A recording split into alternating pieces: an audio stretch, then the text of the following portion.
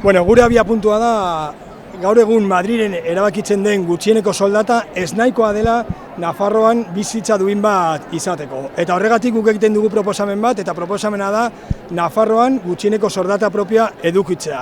Jakinda, proposamen honek 3 oinarri dauzkala. Lehenik eta behin Nafarroan pobreziari aurrera egiteko tresna bat izango litzateke.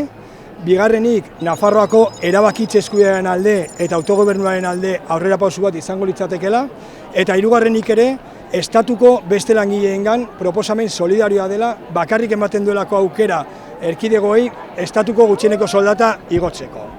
Hori horrela izan da, oso kritikoa gara aurreko astean PSN eta Kontigo Zurekin beren bozkak bat egin zituztelako Alderdi Popularra eta Voxekin gure proposamenaren kontra. Eta erabaki horren onuradun bakarra Nafarroako patronala da, eta berriz kaltetuak lan merkatuan okerren dauden kolektiboak dira.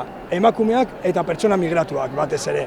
Eta azken finean gure ustez, bi alderdi hauek hartu duten erabakia bi arrazoiengatik. Batetik, UGT eta Komisionesen sindikatuengandik daukaten menpekotasunarengatik, eta bestetik, PSN eta Kontigo Zurekin lehenetsi dutela beraien estatuarekiko daukaten ikuspegi zentralista eta uniformizatzailea Nafarroako langileen eskubideen gainetik.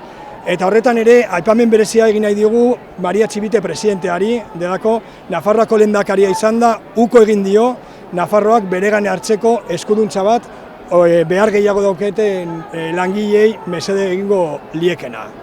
Horren aurrean, guretzat oso pozgarria da gaur egun izaten ari dugun emaitza eta ikustea Nafarroako 1000 eta 1000 langile bat egin dutela gure aldarrikapanarekin, eta guk uste dugu etorkizunera begira izango dela bultzada erabaki horra Nafarroan behin betikoz lortzeko 1500 euroko gutxieneko soldata.